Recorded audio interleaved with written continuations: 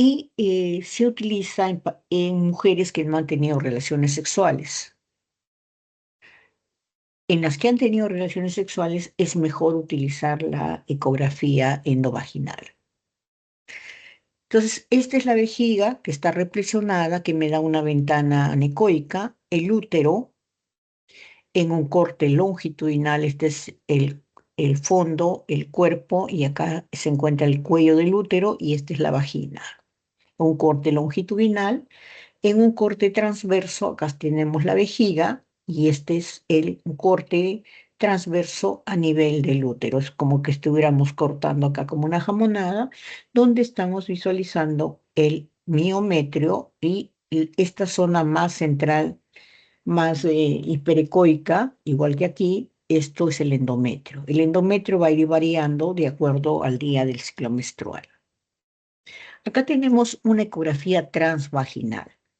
Esto se realiza con un transductor endocavitario de alta frecuencia, con la vejiga vacía, en pacientes, como les mencioné, que ya han tenido vida sexual. Esto es como que yo viera una imagen de acá a 1 metro. La otra, la suprapúbica con vejiga llena, es como que yo lo viera de acá a 5 metros. O sea, la visualización es mucho mejor con la endovaginal. Entonces, esto es el cuerpo, el cuello uterino, toda esta zona, y la vagina se encuentra acá.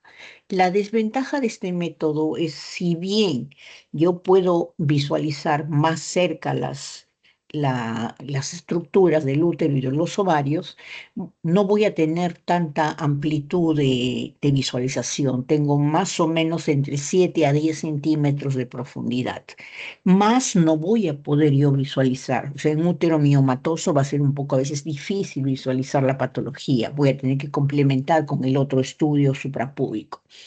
Entonces, al igual que el anterior, voy a ver en la parte más externa la región subserosa.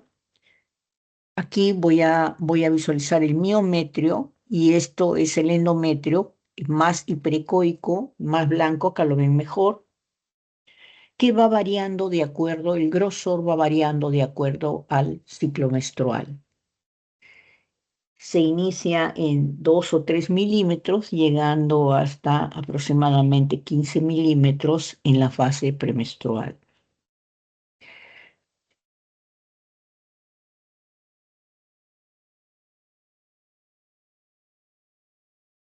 Un útero normal tiene aproximadamente en promedio, en una mujer que no ha tenido gestaciones, en una mujer nulípara, tiene aproximadamente 7 centímetros por 3,5 de transverso. O sea, generalmente es 7 centímetros de longitud por 3,5 de anteroposterior y 4 centímetros de transverso. Esa es su medida generalmente, 7 por 3,5, por la mitad generalmente. Va a ir creciendo por cada embarazo 1 centímetro. Tenemos también los ovarios. Los ovarios también se pueden evaluar con los dos métodos. Es mejor evaluarlos con la transvaginal. Este es un transductor transvaginal. Este transductor se le pone preservativos, 1 o 2, y se le pone un gel dentro del preservativo que me sirve como una ventana acústica. Igual se hace para el de acá, para el uterino, ¿no? Entonces, acá tengo los ovarios. Este es el ovario derecho y el ovario izquierdo. No se olviden que en imágenes siempre es el lado derecho, este es el lado izquierdo del paciente. Tiene los folículos periféricos, generalmente tiene un promedio de 7 folículos, un promedio como máximo de 10, más de 10 ya es patológico, y más o menos estos folículos van cambiando de acuerdo a la fecha del ciclo menstrual, van a ir variando de tamaño. Acercándose a la ovulación, su mayor tamaño. Entonces, estos folículos no deben, como les digo, tener de en número mayor de 10. Aproximadamente tiene 7, 8, un ovario normal.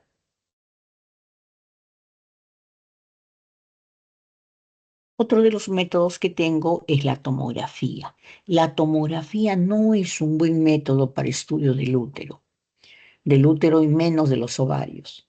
Me sirve generalmente para dar un estadiaje de una enfermedad, sobre todo de los cánceres, o para ver si alguna patología que tiene el útero ha invadido o ha comprometido estructuras adyacentes. Este es un corte axial de una pelvis femenina en la cual veo acá la vejiga. Este es un útero con sustancia de contraste en un corte transverso, el ovario derecho y el ovario izquierdo. Es una paciente joven porque sus ovarios son grandes. Como ustedes ven, no veo acá, no logro visualizar los óvulos, los folículos. Y el útero tampoco logro visualizar muy claramente el endometrio. Entonces, no es un buen método para estudio primario de uteroneovarios. Acá estamos viendo un corte en sagital a nivel del útero. Este es el útero, la vejiga se encuentra acá abajo y la característica de esto es que tiene aquí un contenido en el útero, un contenido líquido, pero acá hay aire. Entonces, esto nos está indicando una infección dentro del útero por la presencia de aire, por la necrosis bacteriana, la proliferación bacteriana hace que se produzca aire dentro del útero. Pero esto es digamos, para ver extensión de enfermedad. La ecografía es muchísimo mejor para el diagnóstico de patología de útero y ovarios. Otra de los métodos que tengo es la resonancia magnética. La resonancia magnética tiene mucho mejor sensibilidad y especificidad que lo que es la ecografía. La ecografía, el inconveniente es que es operador dependiente. Si es hecho por un buen especialista, su visualización, su sensibilidad, su especificidad es bien alta.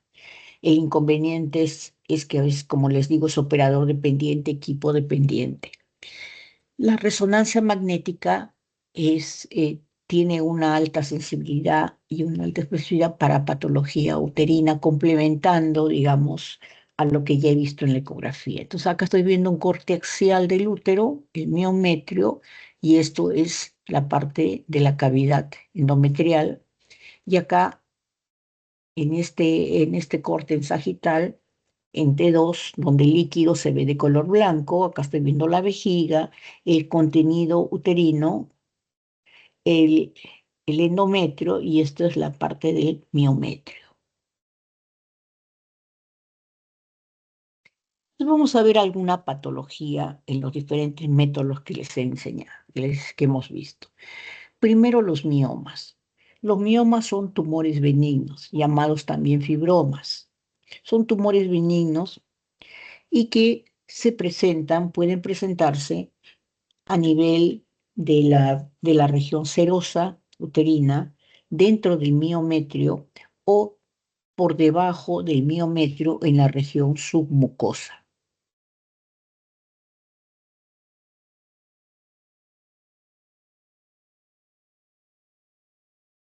Pongamos que yo tengo el útero aquí, un corte algo longitudinal del útero.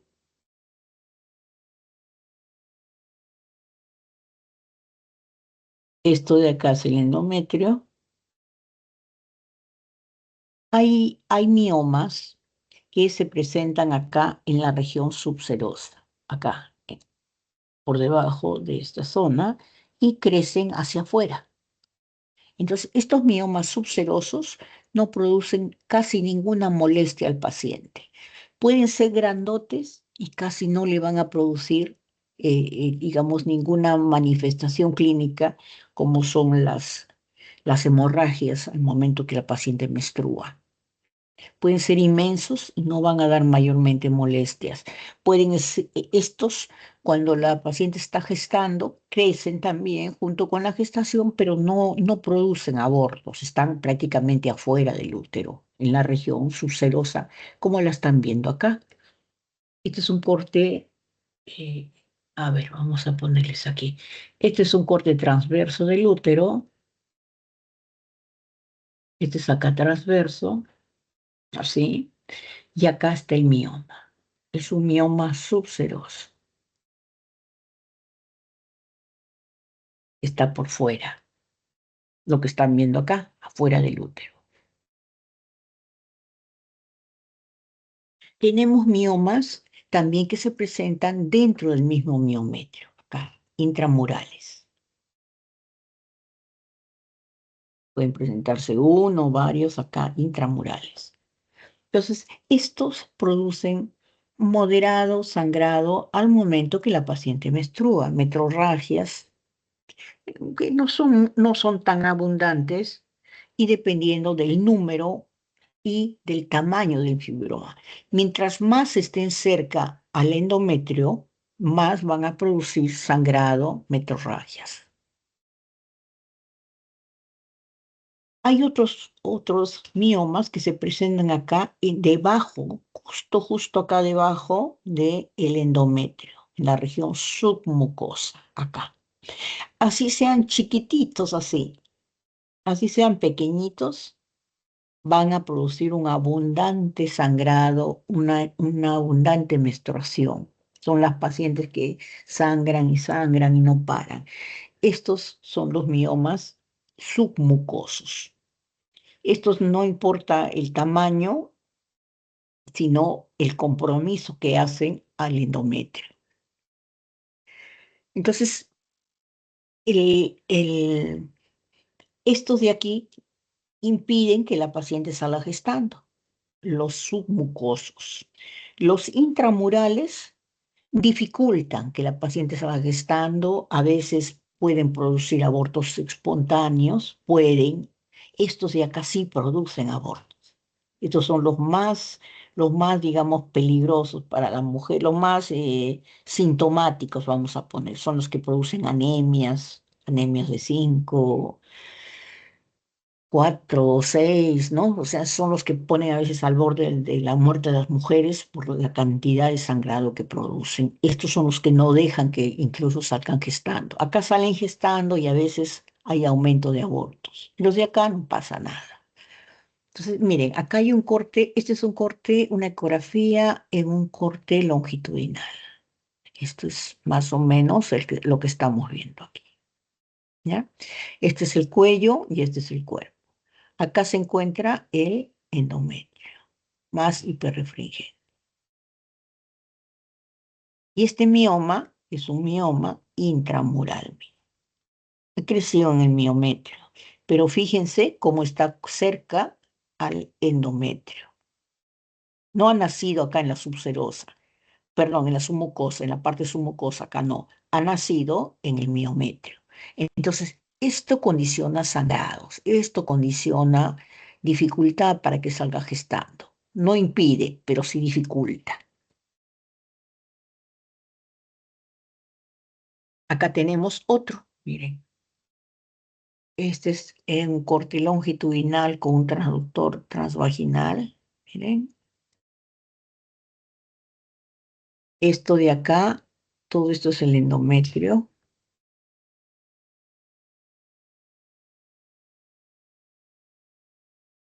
Más o menos.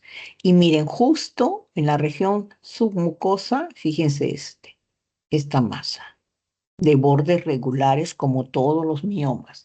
Todos los miomas tienen bordes regulares. Pueden ser únicos, pueden ser múltiples, pero todos son con bordes regulares. Mucho vamos a verlos de acuerdo al estadio. Cuando recién comienzan a formarse son así negritos, son hipoecoicos. Cuando ya se forman completamente, ya se hacen isoecoicos, son más blanquitos. Cuando más tiempo, más van pasando los años.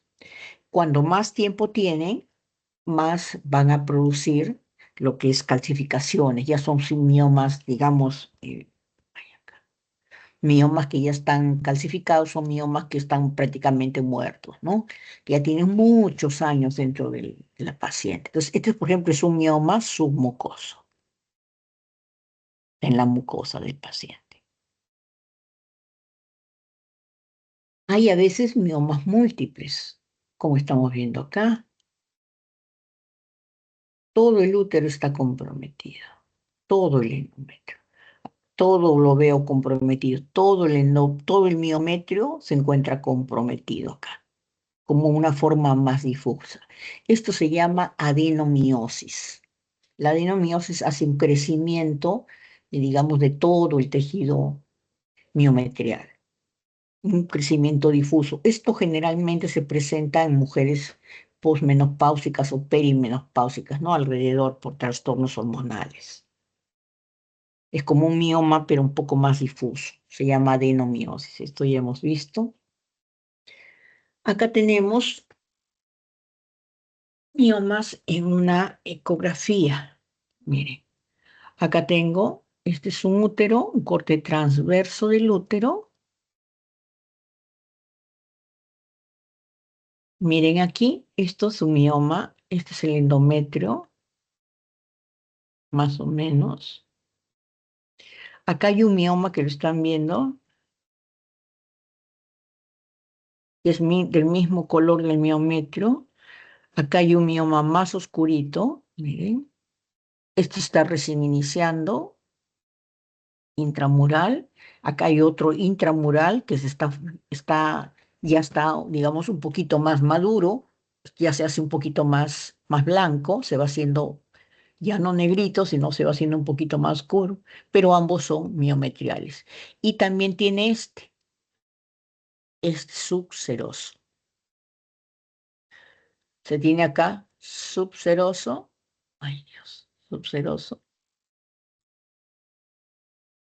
Este es intramural y este también es intramural, solamente que están en diferentes etapas. Entonces, este de aquí es este.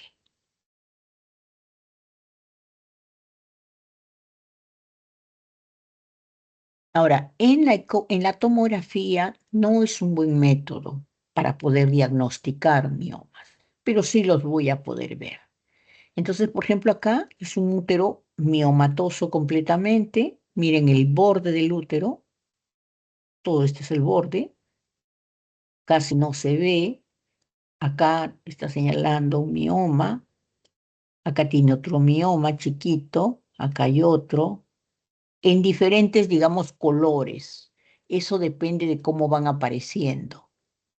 Llegando al final, miren aquí, este es el útero, fíjense este, ¿ya? Este es el útero, todo esto es el útero, este es el endometrio, y acá veo un mioma que está más blanco, más hiperdenso. Acá hay un mioma que está más hipodenso en el miometrio, y acá en la región subserosa veo mioma calcificado. O sea, así empiezan. Negrito, después se vuelven gris y después se calcifican al final. Todos ellos están en diferentes posiciones. Subseroso, afuera, submucoso, debajo del endometrio, y intramural en el mismo útero. Los más peligrosos son los submucosos, así sean chiquititos. Pero todos son tumores benignos en diferentes etapas de crecimiento, por eso se ven unos más blanquitos, otros se ven más oscuritos, dependiendo. En cuanto a la patología del endometrio, tenemos lo más frecuente es la hiperplasia endometrial. Y generalmente se presentan en etapas de la vida, ¿no? En la etapa muy fértil, cuando recién está, digamos, a la edad de 20 años aproximadamente, cuando hay desequilibrio hormonal y cuando ya está finalizando la etapa del climaterio. Entonces, ¿cuándo se considera una hiperplasia endometrial? Este es el útero, un corte longitudinal del útero. Este endometrio va cambiando de grosor de acuerdo a la etapa del ciclo menstrual. Cuando recién se inicia, tiene aproximadamente unos 3 a 5 milímetros en la etapa de los primeros días menstruales, cuando ya eliminó, digamos, está eliminándolo al endometrio. Cuando se acerca a la ovulación, aproximadamente tiene unos 10 a 12 milímetros de grosor. Va engrosando el endometrio. Llegando a la etapa pos, pos, en la etapa, digamos, posovulación, hasta 15 milímetros. Ese es más o menos su grosor que llega. Entonces, si una paciente llega, tiene un endometrio, como están viendo acá, más de 20 milímetros, ya lo consideramos hiperplásico. Entre 15 a 20 estamos viendo que algo está pasando ahí, ¿no? O sea, pero no confirmamos aún una hiperplasia. Pero si ya pasa de 20 milímetros de grosor, ya consideramos una hiperplasia. Entonces, miren acá, este es el útero, un corte transverso, y este es el endometrio. Es un endometrio grueso, bien grueso, hiperrefringente, se vuelve más blanco. Esa es una hiperplasia. Son pacientes que sangran, menstruan, tienen metrorragias, sangran y sangran y sangran y no paran a veces. El cáncer de endometrio se produce generalmente en pacientes posmenopáusicas. Ya han pasado la menopausia, pasa un año, a veces pasa 2 años, y te vienen al consultorio y le dicen, doctor o doctora, después de un año, después de 2 años, he vuelto a menstruar. Y no es que haya vuelto a menstruar, sino que se ha formado un cáncer. Después de un año ya no debe la paciente menstruar. Después de un año que dejó de menstruar ya no debe. Entonces, ¿cómo se ve el cáncer? Se ve un endometrio en una paciente posmenopáusica. Esta línea endometrial, este es el endometrio, debe ser aproximadamente de 3 a 5 milímetros dependiendo de la etapa, o sea, debe ser así, dependiendo si se pone o no hormonas. Generalmente, la mujer posmenopáusica, una persona de 60 años, por ejemplo, tiene un endometrio de 3 milímetros, una de 55 años tiene un endometrio de 5 milímetros. Si se pone hormonas hasta 7 milímetros, pues se podría considerar como normal. Pero, ¿qué sucede en una hiperplasia? Perdón, en un cáncer de endometrio. Ese endometrio empieza a engrosarse. Es un endometrio engrosado, irregular, heterogéneo. Todo cáncer es heterogéneo, invasivo. Entonces, todo esto tiene áreas de sangrado acá, áreas crísticas, heterogéneas. Entonces, este es un cáncer de endometrio. Este es un cáncer más avanzado. Esto es el útero, el cuerpo uterino, viene así, más o menos, y este es el cáncer, miren. Inclusive ya invadió el miometrio. Miren, todo esto es el cáncer. Todo es Toda neoplasia maligna es hipervascularizada. Entonces, si yo le pongo el Doppler acá, va a ver una hipervascularización. Si esto está en una tomografía y yo le aplico contraste, esto va a captar. ¿Por qué? Porque todo lo maligno tiene neoangiogénesis, forma nuevos vasos, a predilección de los vasos arteriales. Entonces, esto capta contraste o es hipervascularizado. Tenemos la patología benigna del endometrio, que es el pólipo endometrial. Esto es un útero, vamos a poner que sea así, más o menos, ¿ya? Más o menos en la ecografía. Acá también tengo otro corte longitudinal del útero, más o menos. ¿Ya? Entonces, esto es la cavidad endometrial.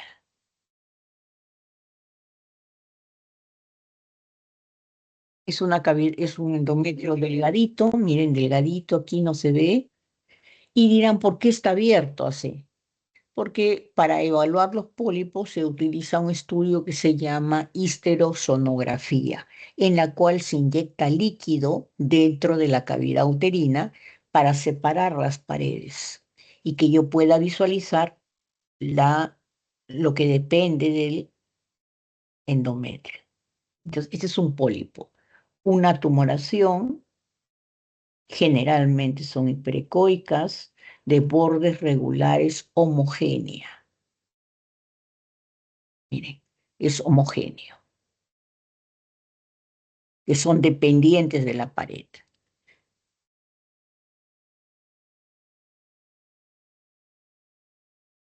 Otro pólipo, este es el útero, más o menos, este es el cuerpo y fondo uterino, acá más o menos viene así, desde el cuello, vendría a ser acá, y este es el endometrio, miren, el endometrio está acá delgadito, y está con líquido para separar las paredes del endometrio, y acá vienen miren esta imagen polipoidea de bordes regulares, dependiente del endometrio. Es un pólipo.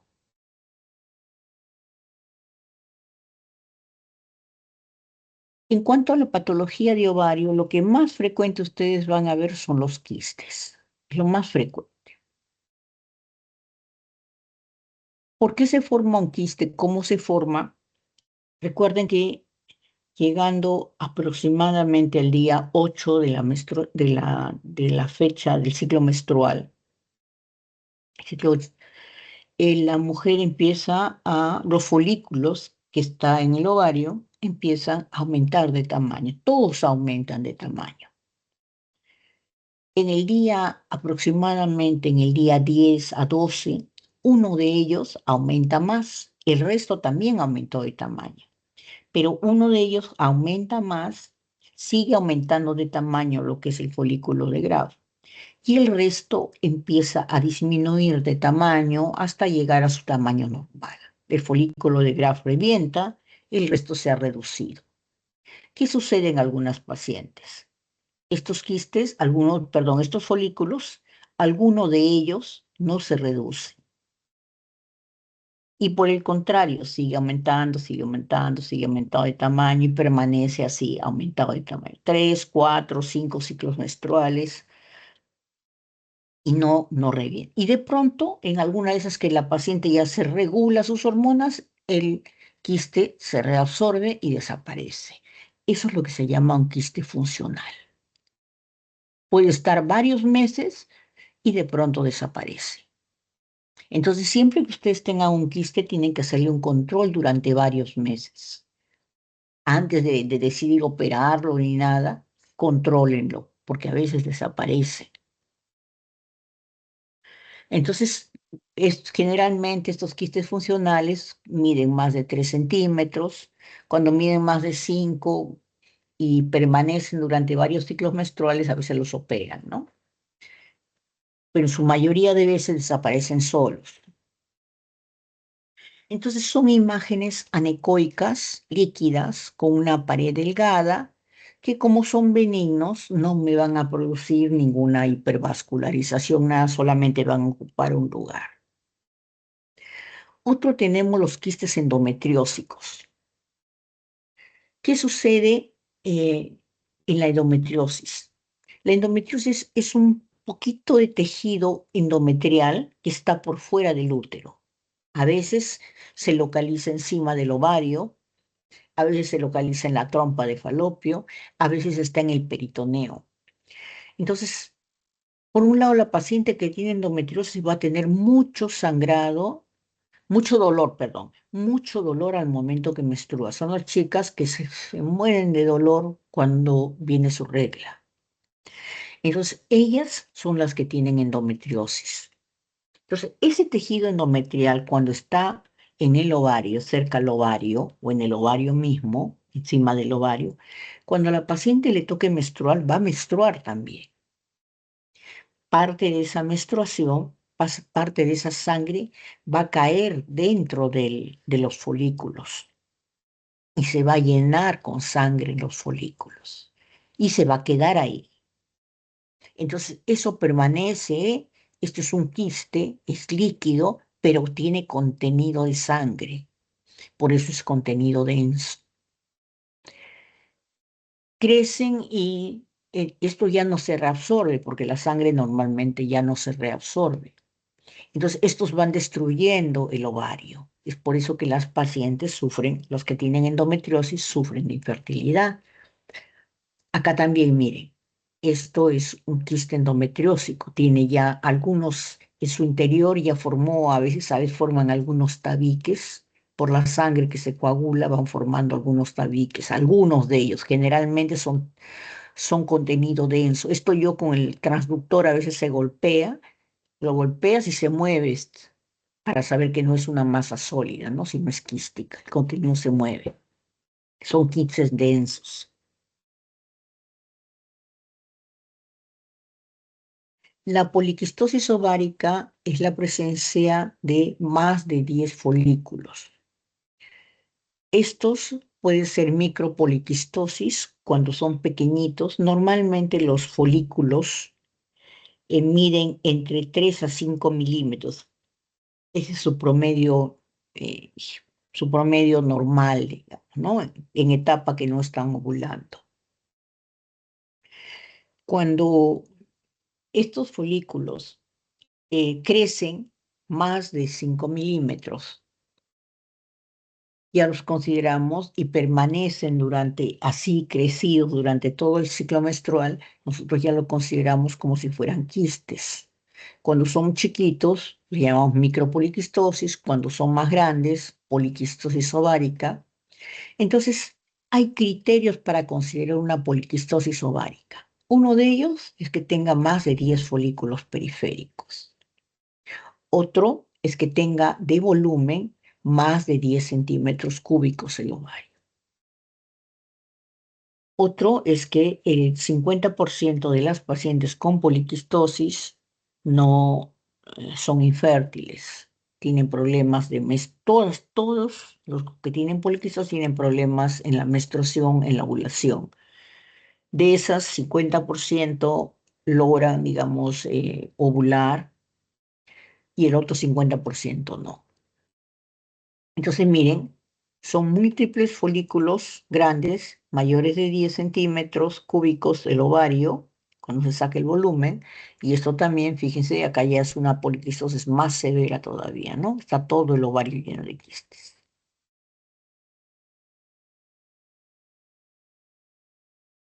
El cáncer de ovario, eh, todos los tumores que dan en las glándulas a nivel glandular son generalmente tumores mixtos.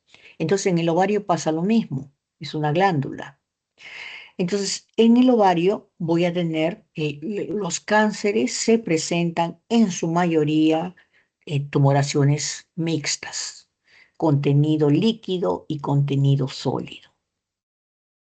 Miren acá, tiene, es- esto es todo esto es un quiste, todo esto es un cáncer de ovario, una masa mixta con paredes internas, contenido líquido, son bordes irregulares, son heterogéneos, hipervascularizados, captan contraste, invaden el peritoneo.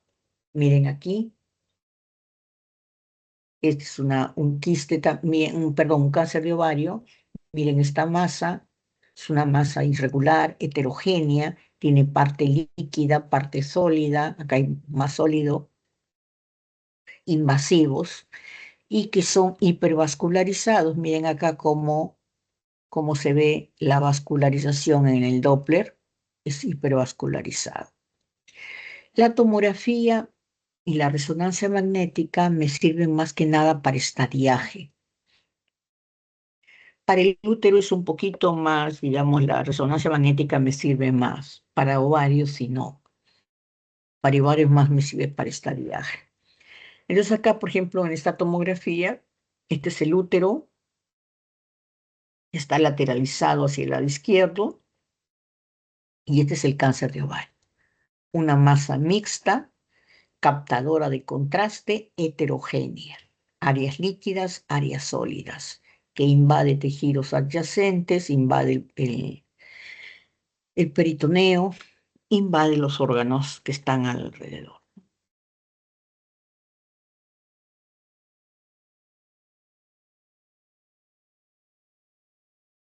Ahora, ustedes han visto que con la ecografía, con la tomografía y la resonancia hemos visto el útero y ovarios, pero ¿y las trompas de falopio? Ninguna de ellos evalúa las trompas de falopio. El método para poder evaluar trompas de falopio viene a ser la histerosalpingografía.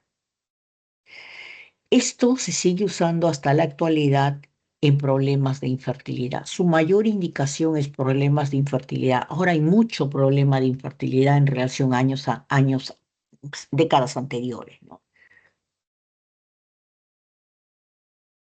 Entonces, ¿cómo se hace este estudio? Es un estudio que se llama histero, porque es útero, salpingo, porque son trompas, grafías. Es una radiografía del útero y de las trompas de falopio. ¿Cómo se realiza? Se pone a la paciente, como están viendo en la mesa de rayos X, en posición ginecológica, se pinza, se pone un espéculo. A ver, ¿dónde está el espéculo por aquí? Porque este está, mire, este es un espéculo de tipo metálico. Acá se está colocando el espéculo. Acá se, se preparan el equipo. Acá se coloca el espéculo. Después de colocarse el espéculo, se pinza el cuello del útero. Acá se está pinzando para retraer el cuello del útero y por el orificio cervical interno del útero se inyecta con un inyector sustancia de contraste.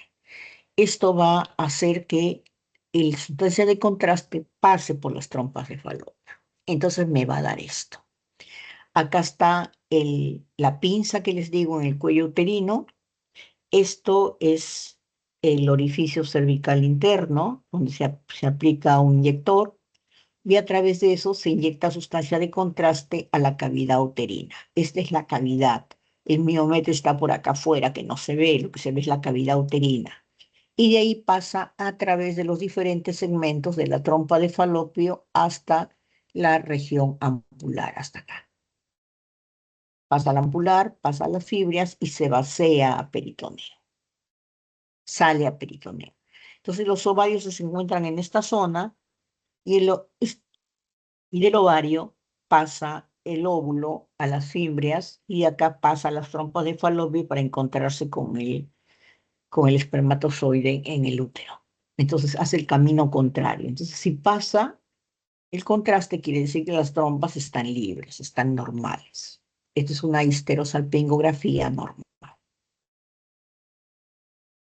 Acá estamos, la radiografía, primero se toma una radiografía simple y se inyecta en la cavidad uterina. Esto es el útero, la cavidad uterina, y empieza a pasar a las trompas de falopio y verse la región ampular y se toma después las incidencias en oblicua, ¿no? Para ver las trompas de falopio acá y vaciamiento a la cavidad pélvica del contraste.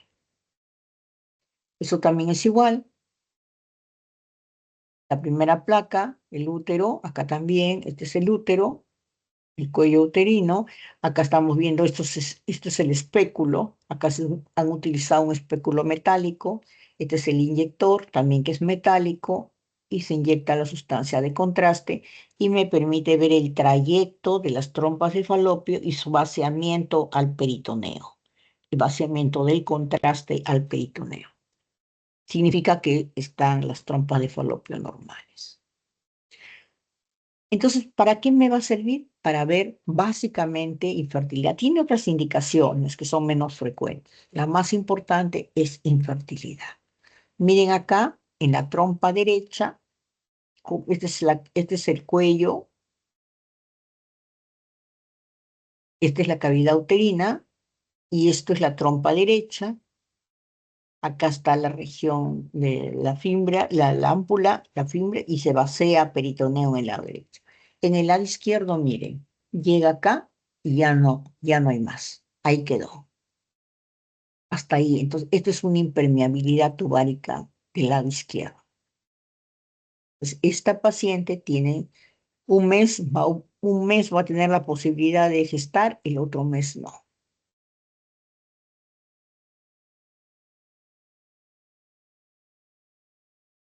Por ejemplo, acá, en el lado, este es el útero, la cavidad uterina, acá en el lado derecho se ve la trompa de falopio y se ve el vaciamiento al peritoneo. Este es las fimbrias y el vaciamiento de líquido al peritoneo. En el lado izquierdo no se ve nada. Hay una impermeabilidad tubárica proximal acá en la trompa izquierda. Otra de las cosas que podemos evaluar es cuando hay una obstrucción parcial, en este caso por un hidrosalping. La trompa de falopio llega aquí, a su porción media prácticamente, y acá se dilata. Cuando la trompa está dilatada se llama hidrosalping. Esto es una dilatación de la trompa por un proceso infeccioso. Acá hay pus. Miren aquí, la trompa está inclusive más gruesita de lo normal y acá en la porción media de la trompa se ve una dilatación, un hidrosalping. Esto causa infertilidad.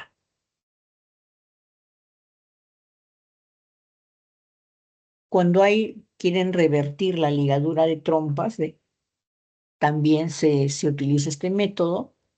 La ligadura de trompas pueden cortarla, como ven acá, pueden separarlo, pueden simplemente unirlo y posteriormente la paciente se arrepiente y tratan digamos, de ver, ¿no? Si está simplemente cuál es el método que han utilizado para ver si logran recanalizar las trompas. Entonces, para eso me sirve, para recanalizar cuando han hecho resección de trompa de falopio. Miren aquí, este es el espéculo, por eso se ve así. Este es el inyector. A veces lo ven acá como una oliva, una punta, a veces lo ven así, porque cuando es plástico, el plástico es transparente a la radiación, o sea, el plástico no se ve, esto es cuando es metal, se visualiza el cuerpo uterino. En el lado derecho pasa bien, esta es la trompa de falopio que se visualiza bien. En el lado izquierdo, miren aquí, esta es la trompa de falopio y hasta ahí llega prácticamente hasta la porción proximal. Acá deben haber hecho el corte de este paciente, ¿no?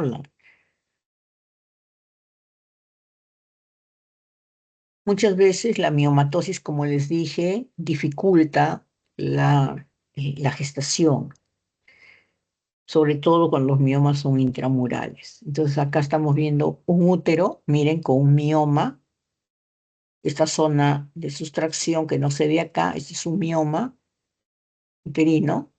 Y acá, este es múltiples zonas de sustracción a nivel del cuerpo y la cavidad uterina también deformada. Entonces, estos miomas son los que dificultan la gestación. No hay permeabilidad en las trompas de falopio.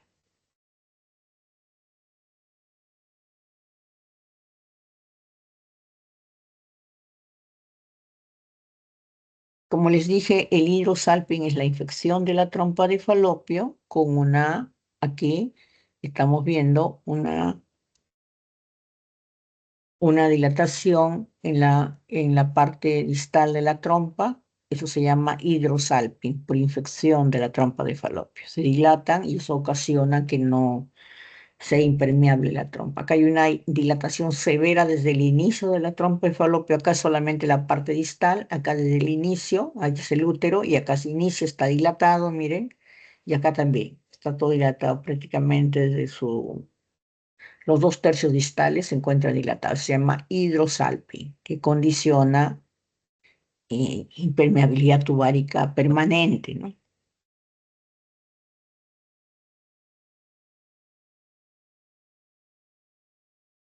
Tenemos también el otro examen, que es la histerosonografía. Histero es útero, sonografía es ecografía. Es una ecografía uterina en la cual se dilata la cavidad pélvica, perdón, la cavidad uterina, para poder ver qué cosa hay a nivel del endometrio. Por ejemplo, como les he mencionado en los pólipos, cuando se quiere descartar un pólipo o un caso de endometrio para poder ver bien las paredes del endometrio. O sea, básicamente se utiliza para estudio de endometrio, la histerosonografía. Entonces, ¿cómo se hace? Igualito, se le pone un espéculo. Después que le has puesto el espéculo, se le coloca una sonda dentro del útero. La sonda se infla un globito, la sonda se infla un globito, y eso impide que el líquido que se inyecte dentro del útero salga. Entonces, mientras el globito esté ahí, no sale el agua dentro del útero que se inyecta. ¿Sí? Se pone cloruro de sodio y se le hace una ecografía transvaginal. Se saca el espéculo y se realiza la ecografía transvaginal. Entonces, ¿qué va a hacer? El líquido va a dilatar la cavidad uterina, miren, y voy a poder ver el interior del endometrio. Miren acá, este es el endometrio, es la misma imagen más o menos. El endometrio, este es el endometrio, más o menos acá debe estar unos 6 milímetros por lado, y acá le han inyectado el líquido y cómo se separan las paredes. Y se ve que no hay nada adentro, no hay ninguna patología a nivel del endometrio. Para eso me sirve. Por ejemplo, acá un pólipo, este es el útero, y acá se veía una imagen, miren acá, hipoecoica, que estaba elevando el endometrio. Aquí. Entonces, esto no se sabía si esto era un pólipo o era un mioma submucoso. Si el mioma es submucoso, va a estar acá abajo. Cuando se separe, va a quedar acá abajo, por debajo del endometrio. Si esto es un pólipo, no va a quedar abajo. Entonces, miren, se puso agua y fíjense, acá está el pólipo. Esto es un pólipo, no era un mioma submucoso. Miren aquí, este es el útero y tenía esta imagen, que estaba, fíjense cómo estaba deformando el endometrio, estaba, o bien aparentemente estaba aplastándolo acá. Se le puso agua, mire cómo abrió la cavidad, cómo se abrió la cavidad uterina, este es el útero, se abrió la cavidad uterina y acá abajo se ve esta imagen. Este es un mioma submucoso, no es pólipo. Si esto fuera pólipo, lo operan simplemente por a través del útero, ¿no? En cambio, si estos miomas submucosos van a tener que eh, aperturar, ¿no? Cortar eso de afuera. Pues acá, un mioma submucoso, miren, cuando se ha inyectado líquido, acá se inyecta líquido y se ve que la tumoración está adentro. Entonces, esto es un pólipo. Este es un mioma submucoso. Miren, no está deformando acá nada y acá sí está dentro de esta cavidad. Entonces, para eso me sirve, para diagnosticar.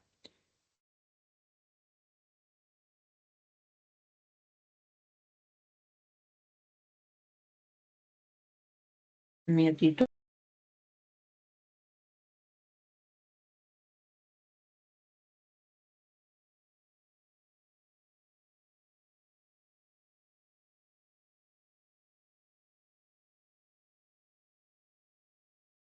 Bueno, nos falta mama. Mama es unos 15 minutos. Vamos a hacerlo rapidito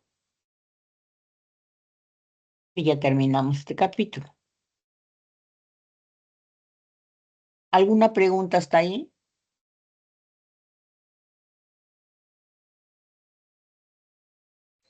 Ninguna, doctora. Ya. Entonces vamos a ver mama, como le digo, rápido. Tenemos tres métodos para la evaluación de la mama. Tenemos la mamografía, que se utiliza generalmente en pacientes mayores de 40 años. Tenemos la ecografía, que es en pacientes menores de 40 años, y tenemos la resonancia magnética, que es un método, digamos, que se utiliza o bien para complementar los estudios anteriores o en ciertos pacientes, en indicaciones, digamos, precisas para evaluación. El método de screening es la mamografía. El método, digamos, para jóvenes o pacientes para complementar los estudios de la mamografía es la ecografía. Entonces, vamos a ver. Entonces, ¿qué es lo que nosotros vamos a visualizar? Esta es una ecografía, una mamografía, como les digo, para descarte de cáncer de mama. Y acá, ¿qué vamos a ver? Vamos a ver la piel. Esto es como si fuera es un corte oblicuo medio lateral, que es como si fuera es un lateral, digamos, de la mama. Y acá estoy viendo la piel. Acá veo el pezón, lo que están visualizando aquí. Aquí los conductos glandulares, que normalmente se ven muy poco. Y estos son todo esto blanco que ven acá. Estas zonas blancas son las glándulas mamarias. El tejido negro, el tejido radiolúcido, es la grasa premamaria y la grasa retromamaria, la parte de acá. Cuando la paciente, esto es el músculo pectoral, y acá está la axila. Cuando la paciente es joven, tiene mucho tejido glandular, entonces el tejido glandular se ve blanco, y al verse blanco, va, digamos, a tapar la mama. Voy a ver todo blanco. Es por eso que en pacientes mayores de 40, cuando los estrógenos bajan, este tejido glandular disminuye. Por eso es que recién se puede visualizar la mama a los 40, después de los 40 años. Entonces, estas son las dos incidencias que se toman: la lateral, oblicuo medio lateral, y la cráneo caudal. Entonces, acá voy a ver los pezones. Esta es la mama derecha y acá está la mama izquierda. Esta es la mama derecha y la mama izquierda. Acá estamos viendo la piel, el pezón, el tejido glandular, que es esto radiopaco, lo blanco, y esto es la grasa, la premamaria y la retromamaria. Entonces, las mamas deben ser simétricas, deben ser como espejos, una junto a la otra. Las ponemos y deben ser iguales. Entonces, si yo encuentro zonas que no son iguales, son zonas sospechosas de que puede estar habiendo un cáncer de mama. En esta incidencia voy a ver, a ver, vamos a rapidito nomás acá. Miren, esto es el pezón y este es el otro pezón. Entonces, acá trazo una línea por los pezones, más o menos, y acá trazo una línea por los pezones. ¿Ya? Entonces, esta es la mama derecha y esta es la izquierda.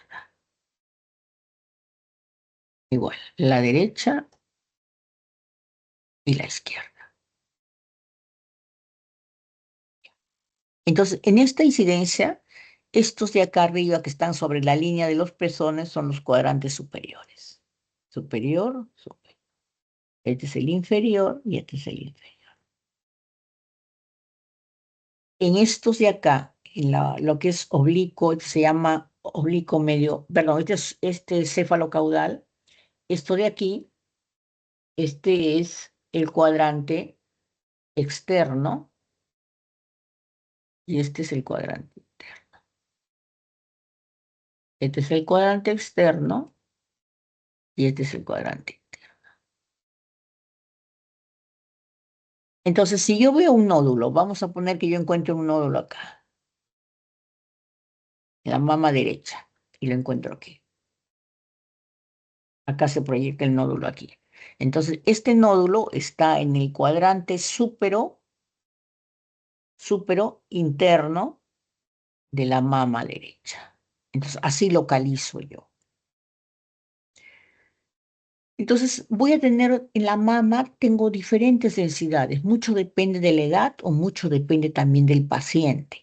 Hay veces que tengo mamas que son completamente grasas, como la que están viendo aquí. Es más tejido graso que tejido glandular. Tejido glandular tengo poco.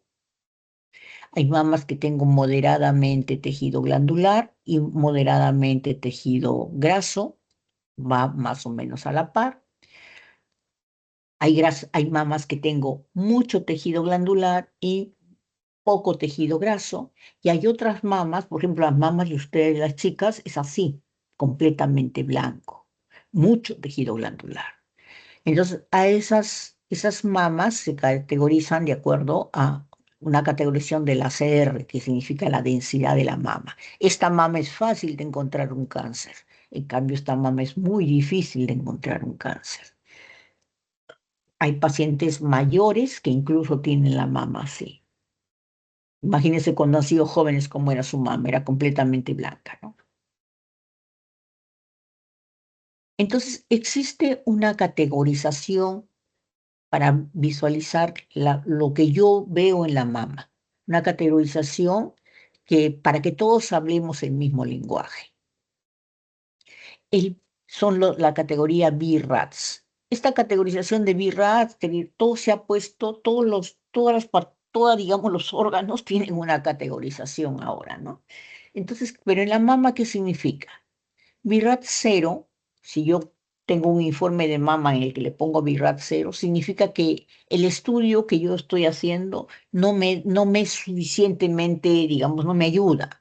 Por ejemplo, en este caso de las mamas densas que les puse, me dieron una mama así, yo acá no veo. Al no ver, es insuficiente este estudio. Tengo que complementarle con una ecografía o en el peor de los casos con una resonancia, porque no veo acá, no me ayuda el estudio. Entonces, eso significa un estudio incompleto. Eso es un estudio BRAT 0, significa que tengo que completar con algo más. BRAT 1 significa que es normal, que es negativo para cáncer. BRAT 2, que yo estoy seguro que esto es benigno. Veo una imagen que es quística y yo estoy seguro, sí o sí, esto es benigno. Veo una imagen que me parece benigna, no estoy segura 100%, me parece probablemente sea benigna. Entonces tengo un poquito de duda, es BRAT 3. BRAT 4 es que probablemente sea maligna. Acá tienen varias categorías, ¿no? Probablemente sea maligna. Me sugiere que esto es maligno. 5 es cuando yo ya estoy completamente seguro que es maligno. Y 6, BRAT 6, ya es un cáncer confirmado.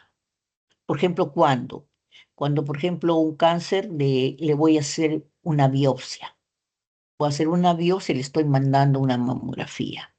Entonces ya es un BRAF, ya está confirmado que esto es cáncer. O cuando, por ejemplo, tiene ya diagnóstico de cáncer, le dan su radioterapia, le dan quimio y le vuelven a hacer una mamografía. Ya esto está confirmado que esto es un cáncer, pero se quiere ver cómo está ahora. Ese es un BRAF 6, que ya está confirmado, pero se quiere dar otro, digamos, algún tratamiento. Ya tiene un tratamiento el paciente. Tenemos la ecografía. Esta es una ecografía que se hace en pacientes, como les digo, menores de 40. Todo esto es la piel. Esto es el tejido que veíamos, el tejido graso premamario. Este es el tejido glandular. Todo esto es el tejido glandular. Esto es el músculo pectoral y este es el pulmón. Esto va a variar de acuerdo como vean la densidad de la mama, de acuerdo a la edad. Ustedes deben tener una mama, las chicas deben tener una mama así, bien blanquita, ¿no? Entonces, ¿en qué casos indica la resonancia magnética? Por ejemplo, en pacientes que son obesas. La paciente obesa es tan grande su mama, esas obesas mórbidas, que la ecografía no me entra. O sea, la ecografía generalmente de parte para mama tiene una profundidad de 10 centímetros, 12 centímetros, más no voy a ver. Y si la paciente es gordaza y tiene 20 centímetros de mama, no voy a ver.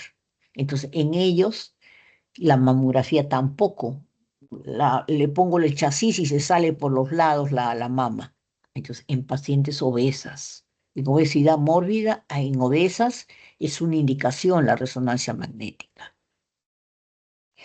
Otro es cuando hay mujeres que tienen prótesis de mama muy grandes. Entonces, en la prótesis de mama muy grandes también hay dificultad, sobre todo cuando están retroglandular, detrás de la glándula, y son muy grandes, comprimen la glándula. Entonces no se va a poder visualizar claramente. En esas pacientes también se les indica resonancia magnética o cuando se sospecha de una ruptura de la prótesis. A veces es difícil cuando son prótesis muy grandes ver cuando está rota la prótesis. Entonces en ellos se les manda resonancia. ¿En qué otras? En cuando hay duda en la tomografía, perdón, cuando hay duda en la ecografía o en la mamografía del estadio de la lesión. Yo tengo, no sé si este ganglio que estoy viendo acá, yo veo un ganglio en la mamografía, estoy viendo un ganglio en ¿cómo se llama? En la tomografía, lo estoy viendo en la ecografía, pero no tengo la duda de que es o no es, porque el tratamiento cuando es un cáncer de mama en estadio 3 en estadio 4 es diferente. Entonces, ahí la duda, no se establece una correcta estadificación, ahí se le indica una resonancia. En pacientes, por ejemplo, que tienen marcadores genéticos positivos, por ejemplo, jóvenes, se dice que, por ejemplo, en familias, cuando hay el BRCA1, BRCA2, los marcadores genéticos, hay familias que la mamá tiene cáncer de mama, la tía, la abuela, ¿no? La hija hace generalmente 10 años antes. Entonces, si la mamá hizo a los 30 años, probablemente la hija haga 10 años antes, a los 20 años. Pero si la mama es densa, tanto en la ecografía como en la mamografía es densa, en ellos voy a tener dificultad para evaluarla. Y tan chiquita, 20 años, no le voy a quitar todavía la mama. No le voy a quitar, digamos, voy a sacarle, voy a hacer una mastectomía, si todavía no ha presentado nada, ¿no?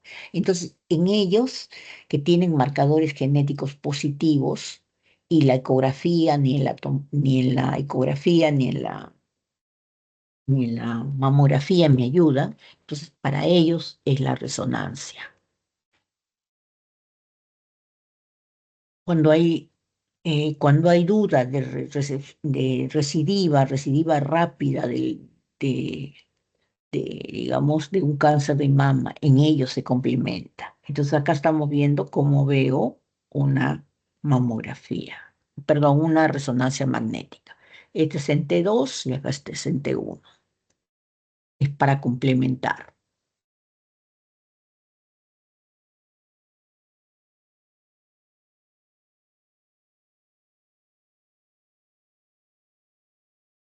Vamos a ver algunas patologías, los quistes, de la patología más frecuente en la mama. Cuando yo veo un quiste, en la mamografía lo voy a ver así, ovalado.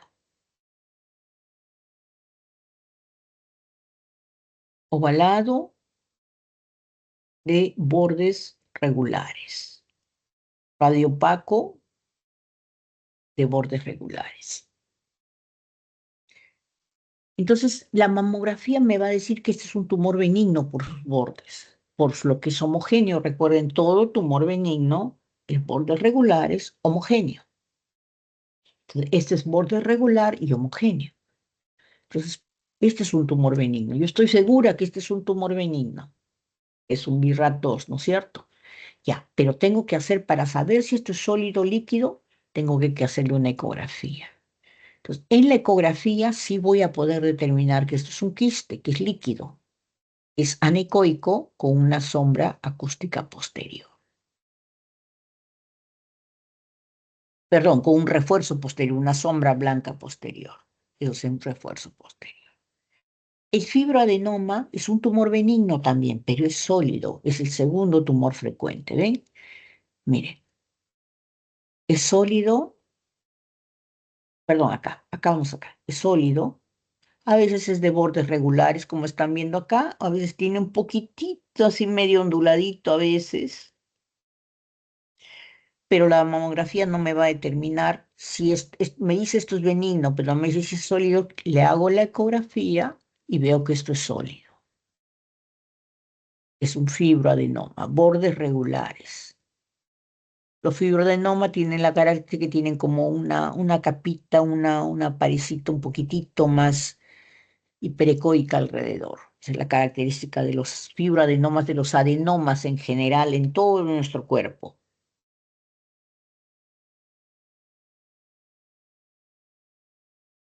Ahora, los signos de cáncer de mama. El primer signo que voy a tener en un cáncer de mama es la presencia de microcalcificaciones. Entonces, basta que cuando recién se inicia el cáncer en el conducto galactóforo, va a producir áreas pequeñas de necrosis y esa necrosis va a producir microcalcificaciones, o sea, calcificaciones punteadas como si fueran granitos de arena, así irregulares. Entonces, basta que yo encuentre 5 microcalcificaciones juntas para que esa zona sea sospechosa. Mientras más irregular sea esas calcificaciones, microcalcificaciones, más sospechosa de que eso es maligno. Entonces, basta que yo encuentre un grupito de 5 para que esa zona ya sea biopsiada o para que esa zona sea sacada, porque ahí está iniciándose un cáncer. Cuando ya lo tengo aquí, así como están viendo acá, esto ya es un comedocarcinoma, por ejemplo. Es múltiples calcificaciones. Miren aquí también, múltiples calcificaciones en las glándulas mamarias, las microcalcificaciones. Ahí es cuando recién se está iniciando. ¿Qué otro signo tengo que buscar? Zonas que no son iguales en la mama. Les dije que eran como espejos, ¿se acuerdan? Entonces miren aquí. Esta es la mama derecha, esta es la mama izquierda. Acá veo esta zona radiopaca, que no la veo acá. Esta zona que no la veo en el otro lado, esta zona es una zona de asimetría, es una zona asimétrica. Deben ser iguales. Entonces, esta zona yo debo sospechar que acá puede haber algo. No digo que hay, pero puede haber algo. Entonces, acá veo una zona de distorsión. Entonces, acá tengo que complementarle con otro método. O bien a veces se comprime esta zona, se hace compresión de la zona. Si esto solamente es glándula, se va a separar. Cuando le hago la compresión ya no se ve esto que se junta. O cuando le hago una ecografía no veo nada acá. Es normal ese tejido. Entonces lo complemento con algo. Esas zonas de asimetría hay que sospechar que puede haber un cáncer acá. Esa es otra, o zonas de distorsión o asimetría, ¿no? Son las que no son iguales una al lado de la otra. Cuando yo ya veo una masa, yo ya lo voy a ver así, mire. Una masa radiopaca de bordes irregulares espiculados. ¿Se acuerdan el cáncer de pulmón cuando veían en la tomografía? No sé con quién habrán rotado. Cuando lo veían con ventana para pulmón se veía así, como una araña, como unas espículas, como pata de araña. Entonces, esto es igualito, se ve acá. Entonces, el cáncer de mama lo vamos a ver así en la mamografía. Una imagen radiopaca espiculada que tiene microcalcificaciones, que retrae el tejido mamario, engruesa la piel, empieza a engrosar la piel, retrae el pezón, da adenopatías. Cuando lo veo en la ecografía, la característica del cáncer que es duro y me va a dar esta zona así, una tumoración de bordes irregulares, así bien feíta, negrita, con microcalcificaciones en su interior, así irregular, especulada. Si yo le aplico el Doppler a esa masa, miren cómo se enciende. Es una masa negra, bien feita es. Miren. Esta es la mamografía, fíjense las especulaciones que tiene, como una araña, y miren aquí, en la ecografía se le aplica Doppler y miren la vascularización. Esta es la mama derecha, esta es la mama izquierda. Miren en la mama izquierda esta tumoración radiopaca de bordes irregulares, especulados, que acá está condicionando una adenopatía ya, un ganglio centinela en la axila izquierda. O sea, es un estadio 3 hasta acá, ¿no? Con lo que yo veo. Tiene la característica que retrae el tejido. Miren acá. Esta es otra masa. Miren la forma especulada y acá cómo retrae el tejido. Retrae la piel, engruesa la piel, produciendo piel en cáscara de naranja y el pezón lo retrae. Entonces, esta es la forma en que se presenta. Miren, miren, la forma es bien feito, con microcalcificaciones y vascularizado, no se olviden. En la tomografía también lo voy a ver muy parecido, perdón, en la resonancia magnética también lo voy a ver el cáncer muy semejante a lo que he visto en la tomografía. Acá hablo de intensidad, una imagen hiperintensa de bordes irregulares, espiculados, que miren cómo engruesa la piel y la retrae, está retrayendo el pezón. Cuando se le aplica sustancia de contraste, se le aplica gadolinio. Gadolinio es la sustancia de contraste que se utiliza en la resonancia. Esto hace que todo lo que es maligno, como les mencioné, tiene neoangiogénesis, o sea, produce, capta contraste. Entonces, esto es sin gadolinio y acá con gadolinio. Miren cómo capta el contraste. En el mapa de color, acá, esto se ve una imagen hipermetabólica. Miren aquí. Y en la espectrografía, donde se mide la colina, la colina se eleva en los cánceres. En los cánceres está elevada la colina. Entonces acá miren, esto es lo normal y acá se ve la elevación del pico de colina en esta zona. Entonces eso me indica un cáncer. Entonces eso es todo, chicos. ¿Alguna pregunta?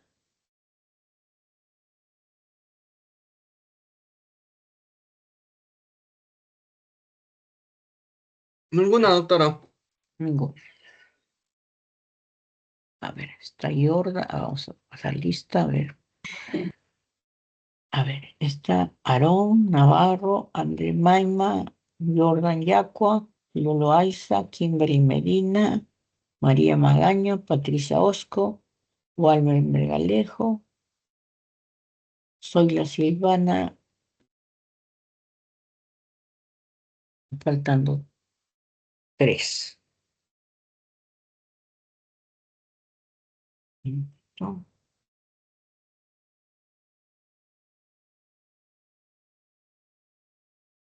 Listo. Ya, chicos, entonces hasta la próxima semana. Gracias, doctora. Hasta la próxima Cuídense. Gracias, semana. doctora. Hasta Buenas luego. noches. Gracias, Bueno. doctora. Gracias, doctora. Buenas noches.